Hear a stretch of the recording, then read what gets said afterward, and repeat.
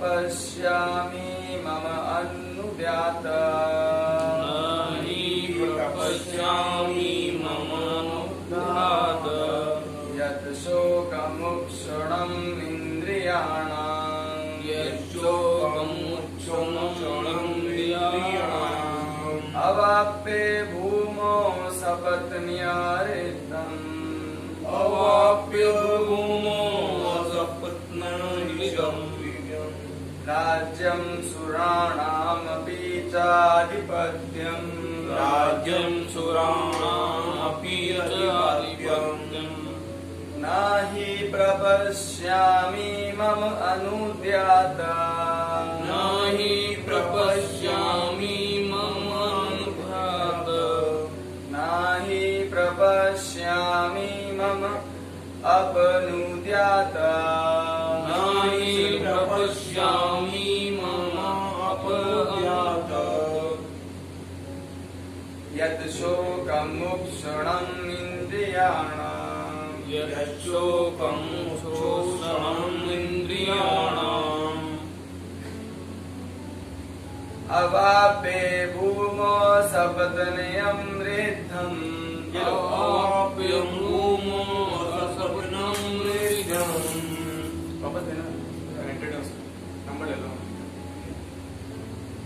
राज्यं सुराणामपि चाधिपत्यम् राज्यं सुराणामपि चाधिपत्यम्। तो अर्जुन जो है वो भगवान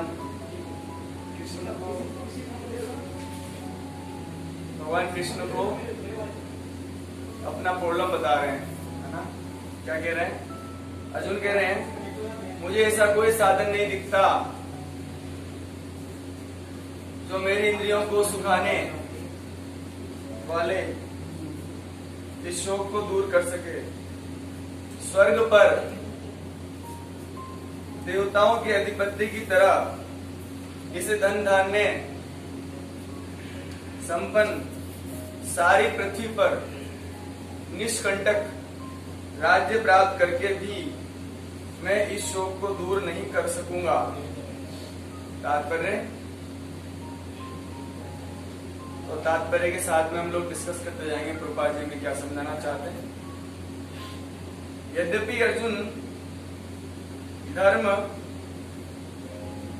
तथा सदाचार के नियमों पर आधारित अनेक तर्क प्रस्तुत करता है, किंतु ऐसा प्रतीत होता है कि वो अपने गुरु भगवान श्री कृष्ण की सहायता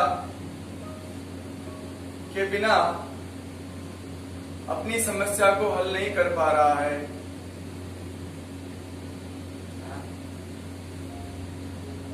तो हम सब जानते हैं कि अर्जुन ने बहुत सारे तर्क दिए हैं। लगभग 8 तर्क तो उन्होंने भगवत गीता के फर्स्ट चैप्टर में दिए। ये कारण है कृष्णा युक्त नहीं करूंगा। और 2 तर्क उन्होंने सेकंड चैप्टर में दिए, है ना? फिर भी अर्जुन जो है अपनी समस्या को हल नहीं कर पा रहा। क्यों नहीं कर पा रहा है?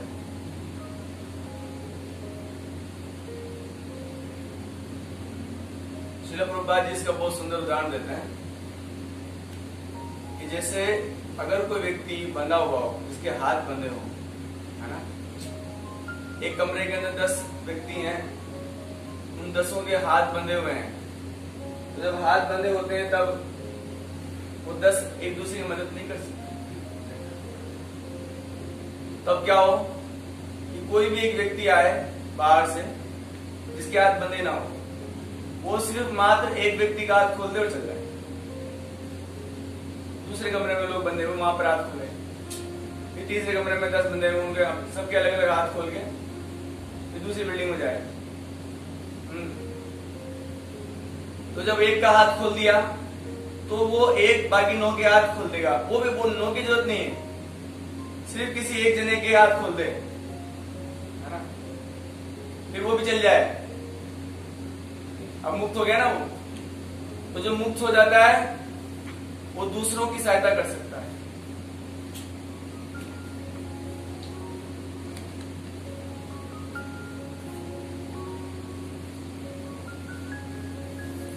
श्रील प्रभुपाद जी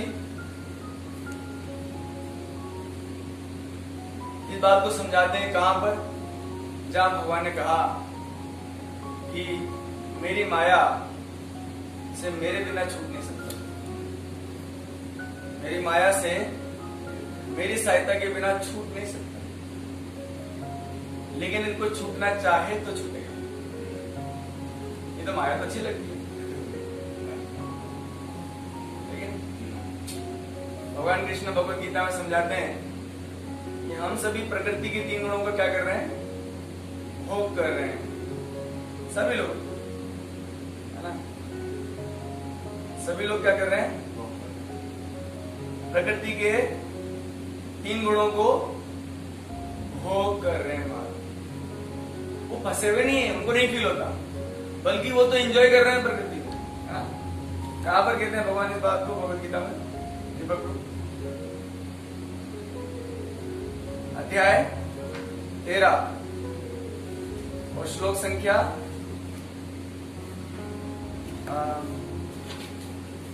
अध्याय 13 और श्लोक संख्या 23 शायद, हाँ, अध्याय 13 और श्लोक संख्या 22। भगवान कहते हैं पुरुषो प्रकृतिस्थो ही भुंक्ते प्रकृति जान गुणान कारणं गुण संगोस्य सत सत योनि जन्मसु। कह रहे हैं भगवान पहली बार की जीव को पुरुष बोल रहे हैं। इस श्लोक में भगवान जीवात्मा को कह रहे हैं तू जीवात्मा नहीं रहा, तो पुरुष हो गया। पुरुष कौन होता है? ये पुरुष शब्द कह के भगवान जीवात्मा को उसकी निंदनीय अवस्था की सूचना दे रहे हैं। जैसे कभी कभी बोलते हैं नालायक, तो एक तरह से पुरुष कह के भगवान नालायक बोल रहे हैं कि तुझे क्या होना चाहिए था, सेवक होना चाहिए था, और तू पुरुष बन बैठा है, भोक्ता बन बैठा है। पुरुषो प्रकृति स्तोई घूमते प्रकृति जान गुणा। घूमते मतलब भोग कर रहा है तू। किसका भोग कर रहा है? प्रकृति के 3 गुणों का। सतोगुणी अपने आप में सुखी है, रजोगुणी सतोगुणी सुखी है, कर्तव्य पालन में सुखी है, रजोगुणी इंद्रिय भोग में सुखी है, और तमोगुणी पागलपन में सुखी है। पागलपन में सुख नहीं आता, दारू पी के वो खूब ना ड्रामा करता है, घोड़ा बजाता है।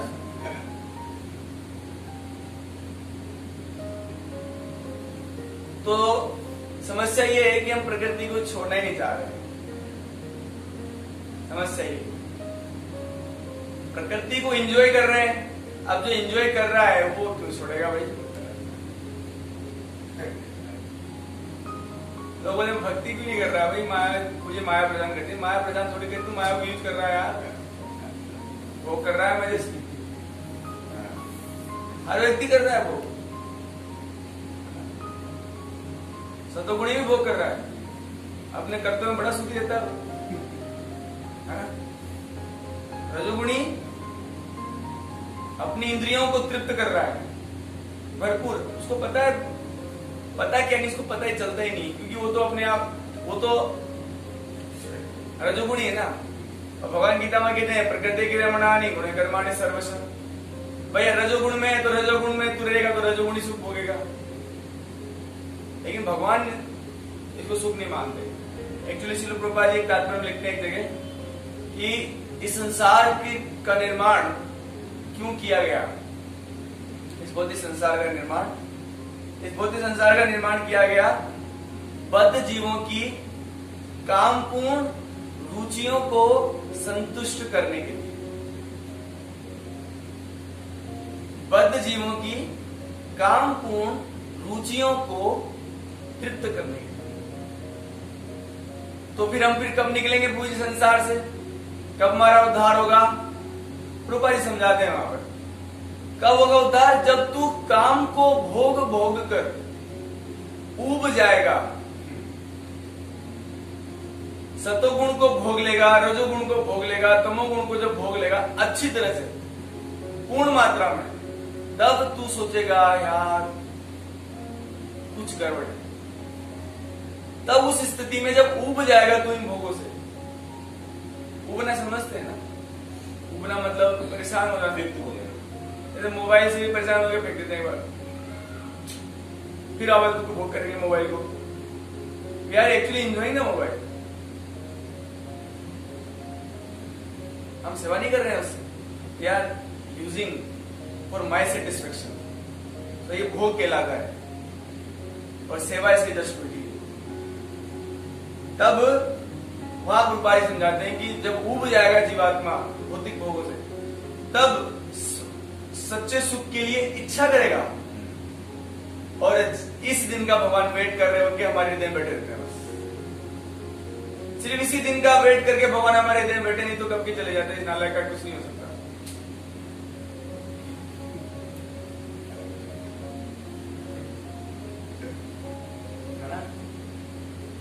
क्योंकि जब ये है ना, अभी तो क्या है, वो भोग के लिए इच्छा कर रहा है, तो उसको भोग की चीजें प्रदान कर रहा हूं मैं, है ना।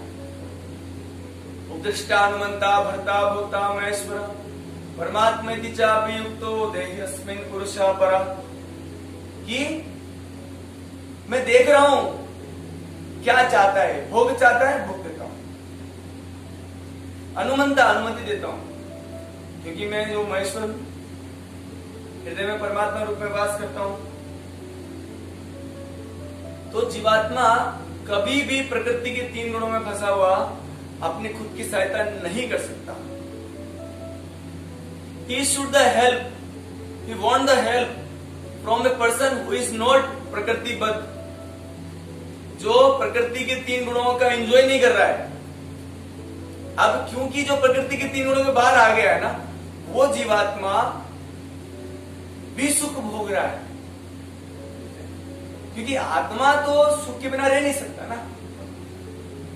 तो प्रकृति के 3 गुणों का भोग वो कर नहीं रहा है, मुक्त हो गया है, तो उसको सुख कहां से मिल रहा है? उसको सुख मिल रहा है प्रभु सेवा में।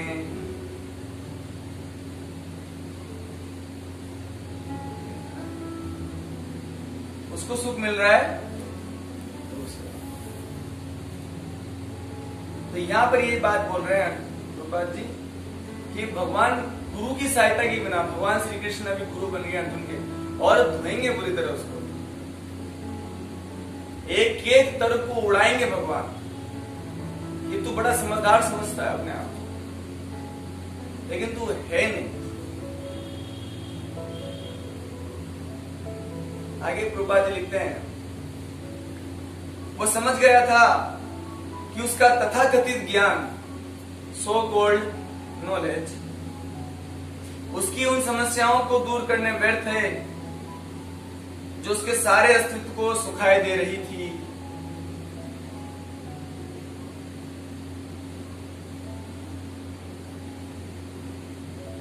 समझ गया था। ये वो अवस्था है जब जीवात्मा समझ जाता है कि प्रकृति के 3 गुणों को एंजॉय करने से कोई फायदा नहीं है।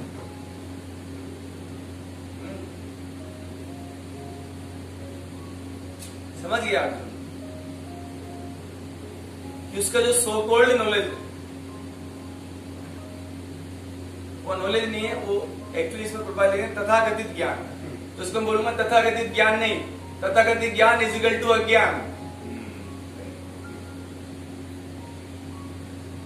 बहुत नॉलेज है उनमें।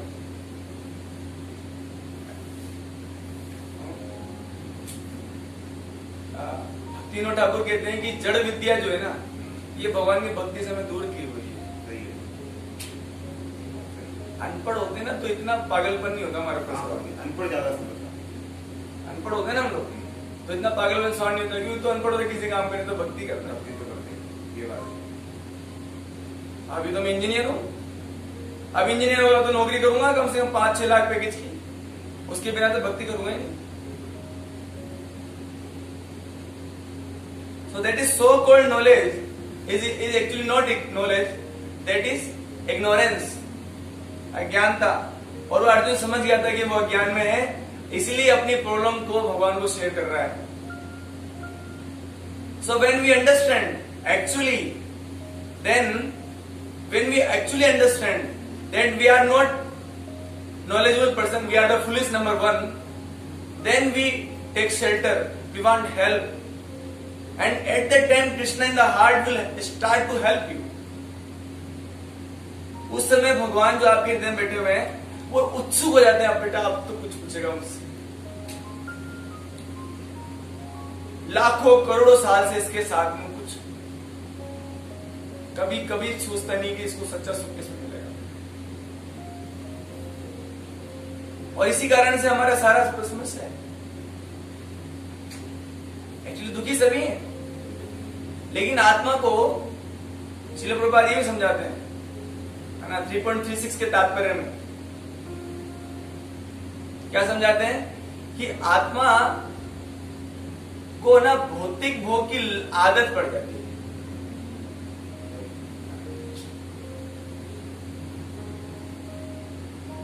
किसकी आदत पड़ गई उसको? भौतिक भोग की। तो भौतिक भोग में आत्मा को ये सोचता है कि टेम्परेरी एंजॉयमेंट इज एवरीथिंग। अरे इसीलिए तो सर फोड़े रखता है, 25 साल पढ़ाई करता है, वो भी थर्ड क्लास नौकरी के लिए।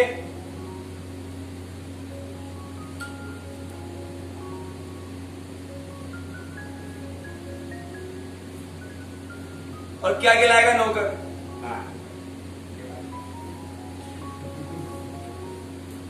ये सब खतरनाक लिखते हैं जो बच्चे लैपटॉप बैठे होते हैं ना, मुझे लिखते बड़ा खतरनाक व्यक्ति है, बहुत भयंकर काम में लगा है नहीं? खतरनाक वो सॉफ्टवेयर चल रहा है उसका, हाँ वो इधर फाइल ट्रांसफर कर रहा है, बड़े बड़े प्रोजेक्ट बना रहा है उस पर। ऐसा लगता है पता नहीं कितना बड़ा साइंटिस्ट, खुद को बेवकूफ बना रहा है, दूसरों को बेवकूफ बना रहा है। दूसरे लोग भी देखते हैं 3 घंटे से कंप्यूटर लैपटॉप से उठने का खतरनाक प्रोजेक्ट है।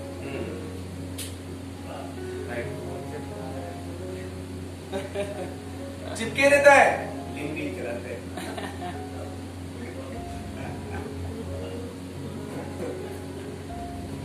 लेकिन उसको पता नहीं है वो मजदूरी कर रहा है, आगे मजदूरी करेगा, छोटे मोटे पेट भरने के लिए पता नहीं थर्ड क्लास व्यक्ति की नौकरी करता है। अरे शर्म नहीं आती?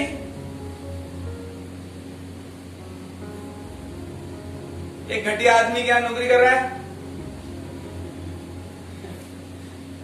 जिसका खुद का कोई चरित्र नहीं है, जिसकी इंद्रिया कंट्रोल में नहीं है, जो वेश्यावृत्ति में लगा हुआ है, उसकी यहाँ नौकरी कर रहा है। तो गोविंद घोष अपने वैष्णव सॉन्ग में कहते हैं, चपल सुख लव लागी रे, वैष्णव सॉन्ग में कहते हैं कि चपल सुख मतलब थोड़े से सुख के लिए मैंने दुर्जनों की सेवा करी, दुष्टों की सेवा करी, मुझे कोई शर्म नहीं। अरे ये प्रभु इतना प्रेम करते हैं, इनकी सेवा करो। सच्चे मालिक हैं। क्या गद्दारों की तरह गद्दारों की नौकरियां करते हो?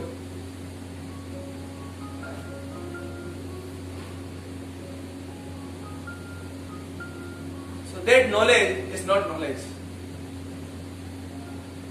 उसे इन जनों को भगवान श्री कृष्ण जैसे आध्यात्मिक गुरु की सहायता के बिना हल कर पाना असंभव लग रहा था। इम्पॉसिबल। जो उसकी उलझने हैं, आपको पता है हर आदमी रो रहा है आज, बस आंसू नहीं आते। बिल्कुल सही।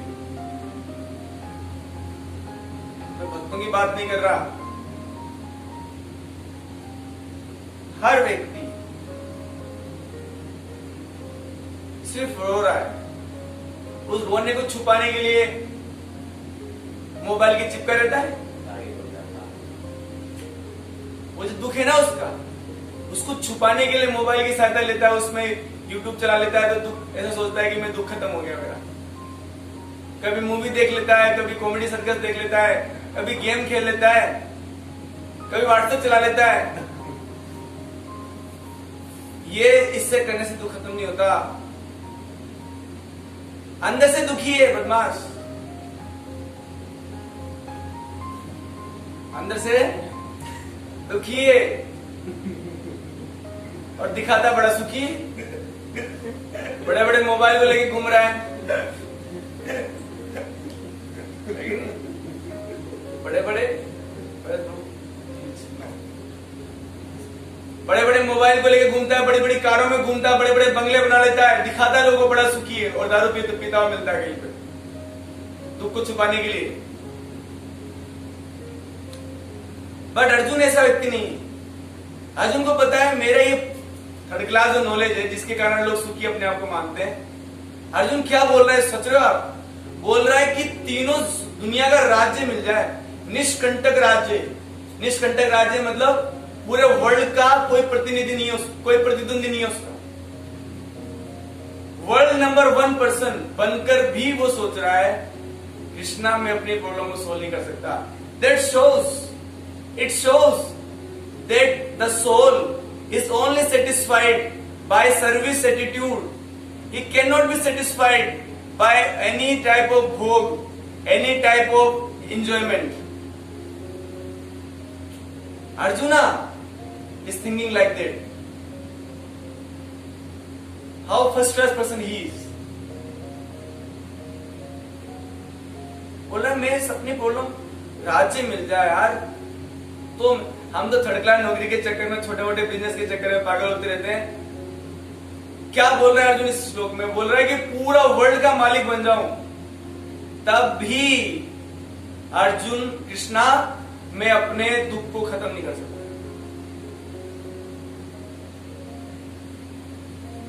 नहीं कर सकता। आगे प्रभुपाद लिखते हैं, शैक्षणिक ज्ञान, विद्वत्ता, उच्च पद, ये सब जीवन की समस्याओं को हल करने में व्यर्थ। ज्यादातर दुनिया के लोग इन तीनों के पीछे पागल हैं। अगर आप किसी व्यक्ति को पूछे थे वो क्या चाहिए, यही बोलेगा ज्ञान मिल जाए, विद्वत्ता मिल जाए, हाई पोस्ट मिल जाए, धन मिल जाए, और क्या करना है।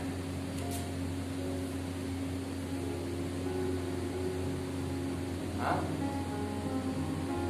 सो व्यक्ति क्योंकि पागलपन है ना प्रकृति के 3 गुणों में। आप देखिए, अब आप कहोगे पूजी प्रकृति के 3 गुणों को हम एंजॉय तो करते हैं, लेकिन जब प्रकृति के 3 गुणों को एंजॉय करते हैं तब बंधन भी अपने लिए बांध लेते हैं। खतरनाक बंधन, हम चर्चा कर चुके हैं इसकी कि क्या बांधते हैं। सतोगुण में व्यक्ति सुख से बन जाता है ना, यूज तो करता है उसको, है ना, लेकिन बंधता है पूरी तरह से। भगवान समझाते हैं। अब भगवान गीता को पढ़ेंगे नहीं हम लोग,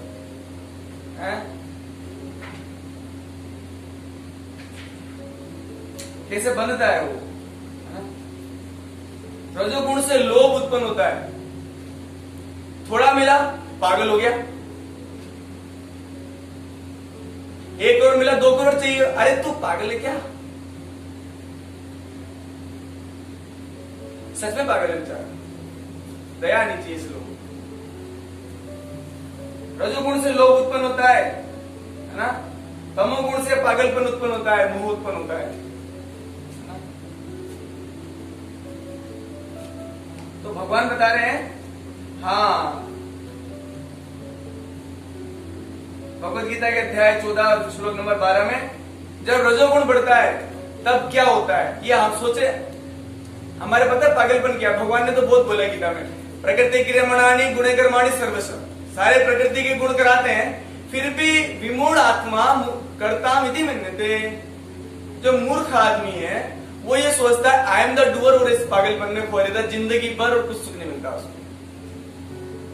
और विमूढ़ मतलब विशेष मूर्ख, स्पेशल क्वालिटी का मूर्ख है वो। अपने आप को क्या मानता है? करता। आई एम द डूअर, मैं बहुत मेहनत करूंगा, मैं ये करूंगा, मैं वो कर दूंगा। अरे तू नहीं कर रहा नालायक, प्रकृति के 3 गुण तेरे को नचवा रहे हैं। बता रहे हैं यहाँ पर रजोगुण की वृद्धि होती है तब क्या होता है? अत्यधिक आसक्ति, सकाम कर्म, गहन उद्देश्य, अनियंत्रित इच्छा और लालसा। ये 5 के कारण आदमी पागल है। क्या लिख रखा है, क्या बता रहे हैं भगवान?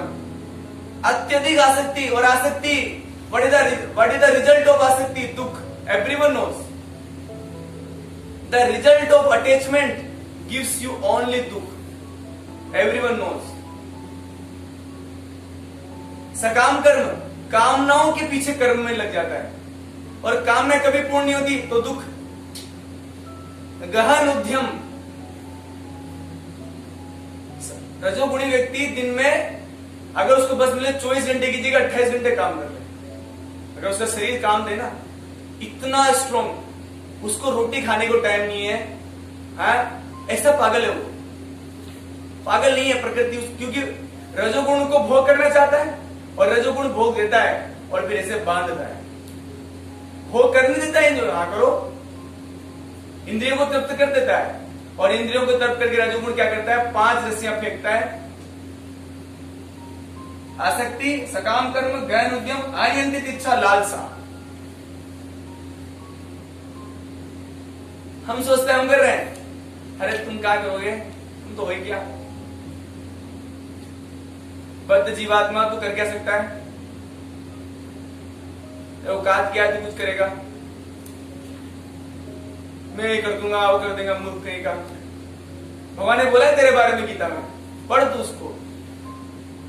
विमूढ़ आत्मा कर्ता मिति मन्यते, मूर्ख जीवात्मा सोचता है वो कर रहा है। क्या कर रहा है? तेरे करते करते कई लोग निकल गए, राजा महाराज निमट गए सब, तू क्या कर लेगा? बस ज्ञान, विद्वता, उच्चपद, है ना, ये सब जीवन की समस्याओं को हल नहीं करते। जीवन की समस्या ये सबसे बड़ी है कि यार मैं सुखी क्यों नहीं,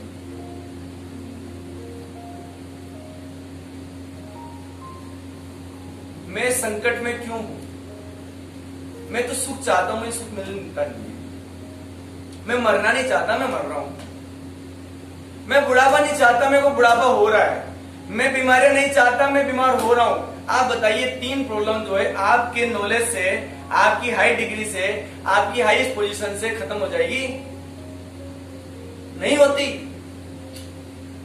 ये खत्म नहीं होता प्रभु, आप समझो इस बात को। ये मटीरियल वर्ल्ड में जन्म मृत्यु जराव्याधि है। आपकी कोई भी बीमारी, कोई भी पैसा, आपका कोई भी पोजीशन, कोई भी, आप प्राइम मिनिस्टर हो, कलेक्टर हो, कुछ भी हो, ब्रह्मांड के मालिक हो, तो क्या होगा? मरोगे नहीं, बीमारी नहीं लगेगी, बुढ़ापा नहीं आएगा, फिर कहां जाओगे आप? दुख की बात है कि भक्त लोग इस बात को नहीं समझते। मैं उनके लिए नहीं कहता प्रभु जी कि जो बेचारे भक्त नहीं है, प्रकृति के 3 गुणों ने उनको बिल्कुल पागल कर दिया। दुख इस बात का है कि जो भक्त समाज है, भक्त समाज भी इसको नहीं समझ रहा है। समस्या ये बात। बताइए, हाई पोस्ट पे आकर आईएएस ऑफिसर सुसाइड कर लेता है, क्या सीखा उसने जीवन में? What is the meaning of this education system? जो एजुकेशन सिस्टम व्यक्ति को हाई पोस्ट पे पहुंचा के उसको ये प्रेरित करता है कि तेरे को मरना पड़ेगा अभी। कोई भी चीज देखो सुसाइड से नहीं बचा सकती। That is the meaning of education system. IAS officer is the highest position of education. और उस पर भी आगे आप लिस्ट उठाइए, इंटरनेट से निकालिए, कितने लोग IAS officer, IPS officer suicide कर चुके हैं। तो आपकी हाई पोस्ट आपको बचा नहीं सकता, आपका नॉलेज आपको बचा नहीं सकता, और नॉलेज है नहीं। और ये बात अर्जुन समझ रहे हैं, अर्जुन समझ रहे हैं इस बात को, इसलिए वो अब कृष्ण की हेल्प चाहते हैं। रूपा जी, क्या वर्ड्स हैं प्रभुपाद के। यदि कोई इसमें सहायता कर सकता है, कोई कर सकता है ना, अगर इसमें सहायता आपकी, पूरी दुनिया में कोई नहीं कर सकता, आप नहीं कर सकते, इवन भगवान ने भी आपको छोड़ रखा है, वो भी नहीं करते। वो है एकमात्र गुरु। Only one person can help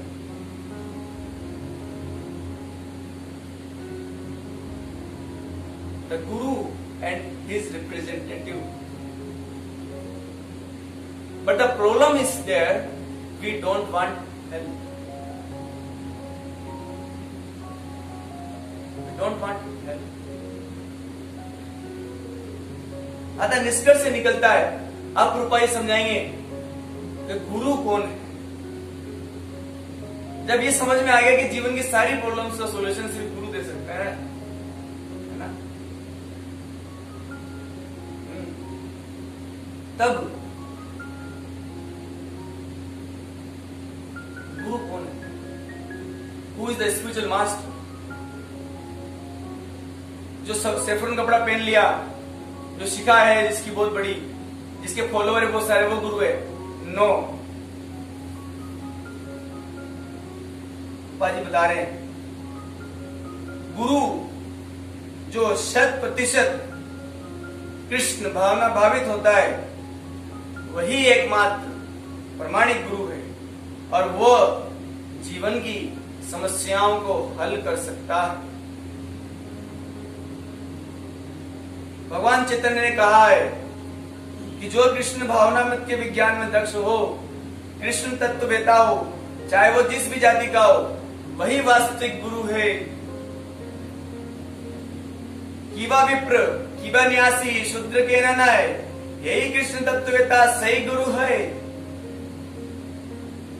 चाहे कोई व्यक्ति विप्र हो, निम्न जाति में जन्ना शूद्र हो या सन्यासी, यदि वह कृष्ण के विज्ञान में दक्ष है तो वो प्रमाणिक गुरु है। अतः कृष्ण तत्ववेता हुए बिना कोई भी प्रमाणिक गुरु नहीं हो सकता।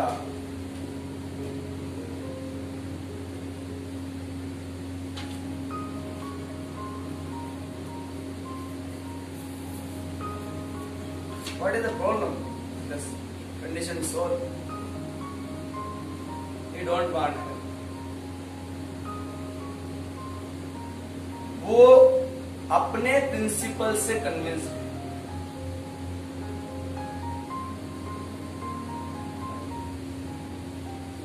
He is convinced that he is right. Like Arjun, in the initial stage, he said, "I am right." युद्ध नहीं करना है तो कारण है मेरे पास सारे, और strong reason. So we are on that platform.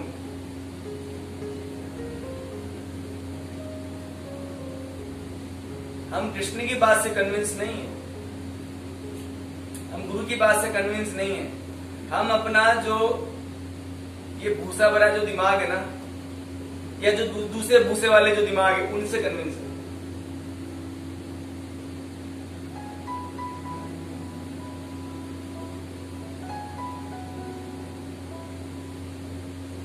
बहुत कन्विंस है हम लोग, फुल फेथ है हम खुद पर और दूसरों पर। जो इस दुनिया के सड़े गले लोग जो है ना, बड़े उनकी कैटेगरी है, बड़े अमीर होते हैं, बड़े ज्ञानी होते हैं, हाँ, बड़ी खतरनाक लेक्चर देते होते हैं कई बार यूट्यूब पे, हाउ टू बी हैप्पी। उससे जाके पूछ, तू हैप्पी है क्या? नालायक।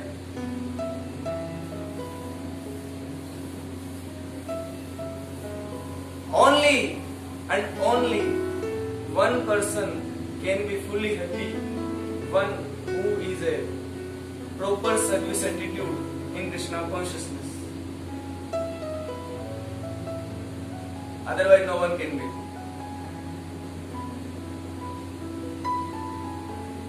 हरे कृष्ण। बाकी कल चर्चा करें। श्रील प्रभुपाद की